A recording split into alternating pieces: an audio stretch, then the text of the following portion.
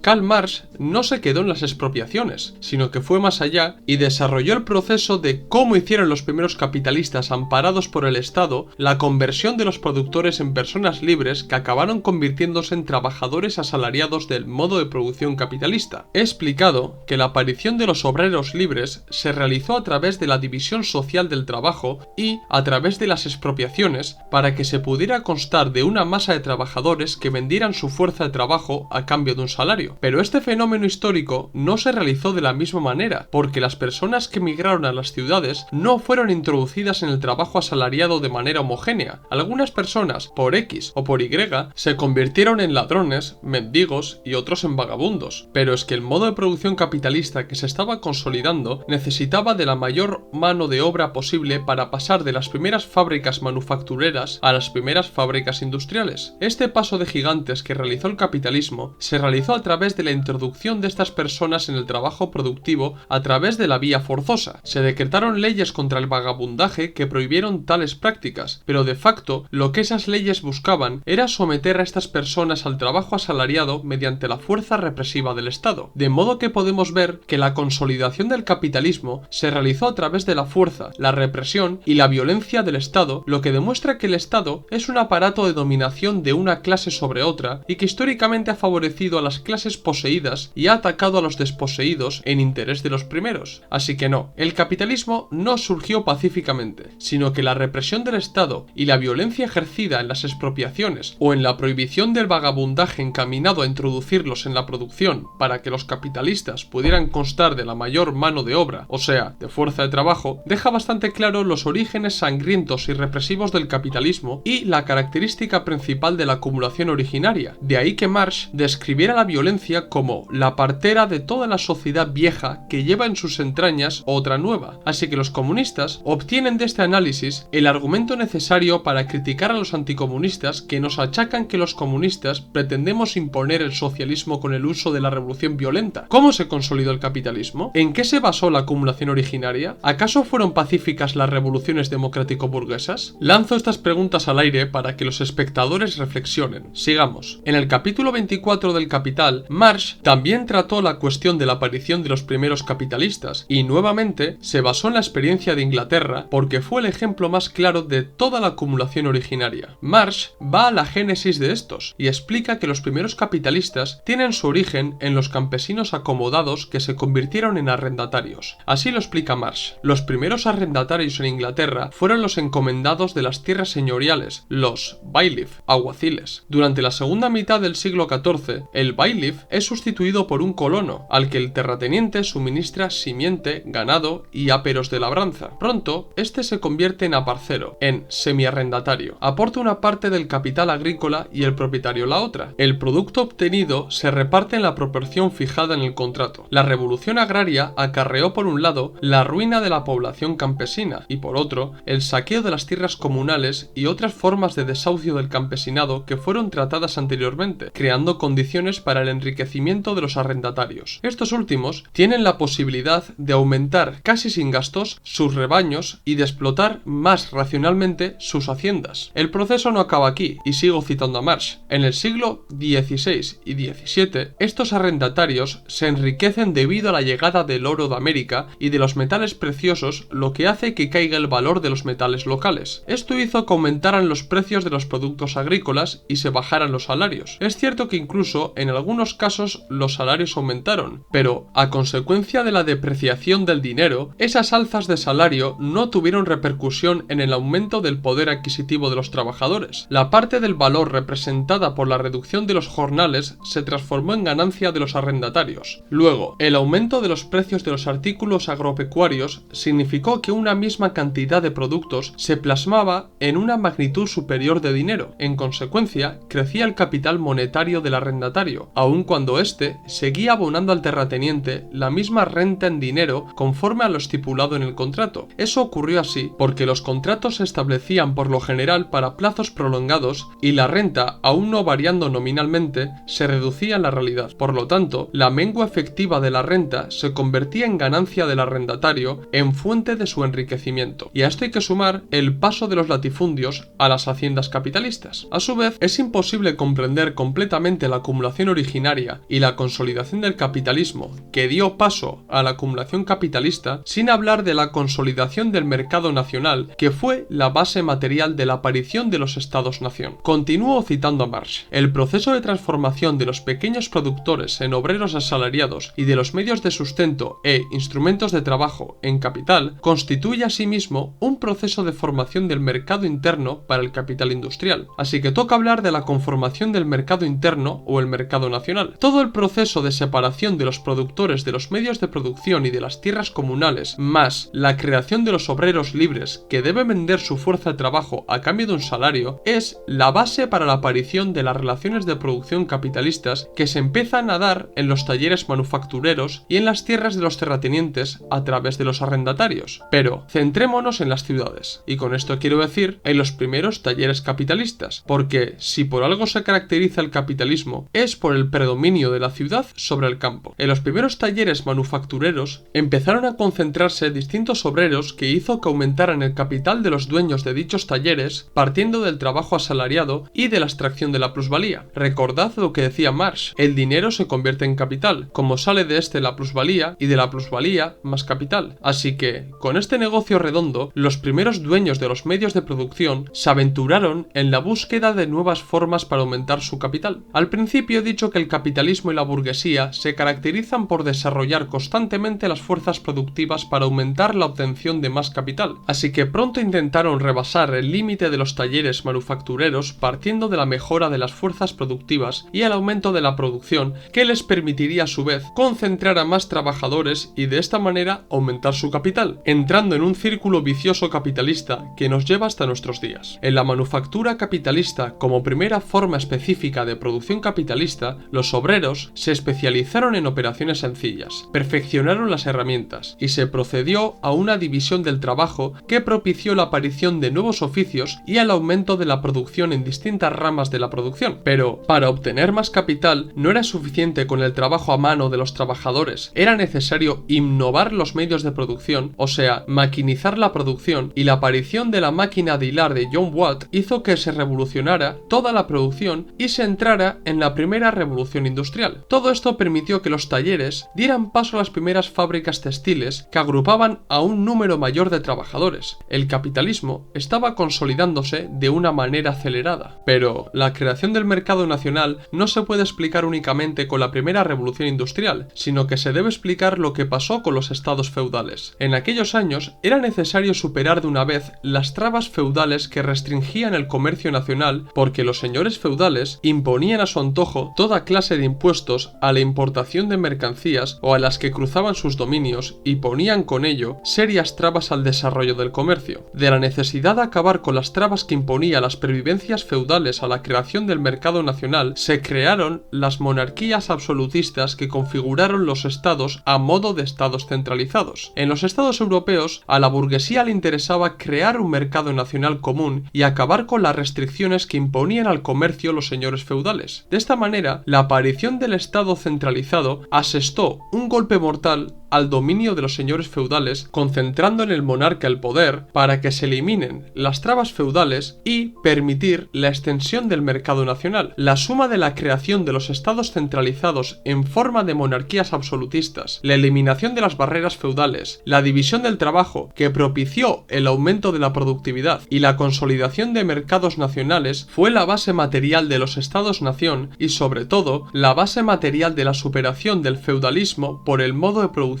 capitalista. Este proceso se dio en la mayoría de los estados europeos, aunque se debe recalcar que en España, como dijo Marx, la centralización no arraigó a consecuencia de que la monarquía y la burguesía no supieron eliminar las trabas feudales que os acabo de mencionar anteriormente. Para entender esto, recomiendo la lectura de la España revolucionaria de Karl Marx. Tampoco se puede obviar el papel del colonialismo en la acumulación originaria, porque este factor histórico fue clave en este proceso. Para Marx, estos son los factores factores claves del colonialismo en la acumulación originaria. El colonialismo, el descubrimiento de los yacimientos de oro y plata de América, la cruzada de exterminio, esclavización y sepultamiento en las minas de la población aborigen, el comienzo de la conquista y el saqueo de las Indias Orientales, la conversión de una gran parte de la población africana en esclavos arrojados masivamente al mercado de trabajo, todos estos métodos se basan, en lo fundamental, en la violencia ejercida con el concurso del Estado. El colonialismo ayudó enormemente al proceso de la acumulación originaria, reforzando la explotación capitalista en el interior y en el exterior de los países. Sobre todo, el papel que jugó el colonialismo en la acumulación originaria fue el desarrollo de la metrópoli en detrimento de las colonias gracias a la obtención de las materias primas, el oro, metales preciosos y mano de obra gratuita proporcionada por los esclavos llevados de África a América, como fue el famoso Trade Triangle. Lejos de lo que nos quieren hacer creer los capitalistas, el modo de producción capitalista se cimentó fuertemente en la esclavitud de los africanos que fueron llevados a América para la extracción de distintos recursos. Todo el desarrollo capitalista que fue en beneficio de la burguesía naciente en aquellos años fue promocionada y auspiciada por los distintos estados que también se llevaban parte del pastel. Por esta misma razón, Marx dijo que si el dinero nace con manchas naturales de sangre en un carrillo, el capital viene al mundo chorreando sangre y lodo por todos los poros, desde los pies a la cabeza. La explicación de la acumulación originaria lleva a Marx a sacar las siguientes conclusiones que merecen ser mencionadas. 1. El capitalismo no surgió del vacío, sino que fue fruto de unos factores políticos, económicos y sociales, tanto nacionales como internacionales, que he explicado a lo largo de este vídeo. El modo de producción responde a una historicidad concreta y, más aún, cumplió con el deber de desarrollar enormemente las fuerzas productivas, crear un mercado capitalista global, consolidar el mercado nacional dentro de los estados y erigir los estados-nación. Así expone esta tesis el propio Marx. Si la producción capitalista surgió de manera lógica y regular, habrá de desaparecer con la misma regularidad e ineluctabilidad como resultado del desarrollo de sus propias contradicciones. 2. La acumulación originaria es la antesala de la acumulación capitalista, o mejor dicho, el punto de partida de la acumulación capitalista. Sin la acumulación originaria, difícilmente se podría haber consolidado el capitalismo o se hubiera hecho más tarde. Y 3. El fundamento de la acumulación originaria se basa, y cito por última vez a Marx, en la expropiación de inmensos contingentes de productores directos y la concentración de los medios de producción que convierten la pequeña propiedad de muchos en gigantesca propiedad de unos pocos. De este fundamento, Marx concluye que la propiedad privada capitalista es la negación de la propiedad privada de los productores. ¿Qué quiere decir con esto? Si la propiedad privada capitalista se originó partiendo de la expropiación y de la separación de los productores de sus medios de producción con el que trabajan y obtenían los bienes y las mercancías necesarias para subsistir, la gran propiedad privada obligatoriamente acaba con la pequeña propiedad privada de los productores. La propiedad privada capitalista obliga a la desaparición de la propiedad privada de los productores. Por eso mismo Marx no se equivocaba al afirmar que la propiedad privada capitalista era la negación de la propiedad privada de estos productores. Y esto no es nada descabellado, porque si nos damos cuenta, hoy la pequeña propiedad privada es desplazada del mercado por la gran propiedad privada, haciendo que los pequeños burgueses pierdan su propiedad privada al no poder competir con los grandes. Estos pequeños burgueses, en cada crisis económica, no pueden seguir manteniendo su propiedad privada y pasan a engordar las filas del proletariado, acelerando así el proceso de la proletarización y la enorme contradicción que tiene el capitalismo, que es la socialización del trabajo. Pero esto último lo dejaré para un vídeo aparte. La acumulación originaria precedió y permitió la acumulación capitalista, que hizo que el modo de producción capitalista se consolidara en todo el mundo. Los capitalistas prefieren no hablar de los orígenes del capitalismo para no explicar a las nuevas generaciones las manchas de sangre con el que nació este modo de producción. Eso lo dejan para sus críticas anticomunistas. Marx explicó y expuso muy bien la acumulación originaria en su capítulo 24 del Capital, por lo que recomienda a los espectadores que acudan a ese capítulo para leerlo, ya que el propio Marx os lo explicará mejor que yo. ¿Qué os ha parecido el vídeo? ¿Os ha gustado? ¿Os gustaría que hablara acerca de la negación de la propiedad privada o de las contradicciones del capitalismo? Hacérmelo saber en los comentarios y sugerirme nuevos temas para que trate en futuros vídeos. Dar like si os ha gustado el vídeo, si sois nuevos, suscribiros al canal. Recordad que en la descripción del vídeo tenéis el enlace de PayPal para que podáis donar dinero al canal y ayudarnos a crecer. También tenéis en la descripción del vídeo los enlaces de los documentos y de mi segundo libro para que podáis comprarlos en Gumroad, visitar nuestro blog de entrevistas, donde tenemos entrevistas muy interesantes, y seguirnos en las redes sociales Twitter, Facebook e Instagram, donde subimos nuevo contenido a diario. Esto es todo, nos vemos en el próximo vídeo. ¡Salud, camaradas!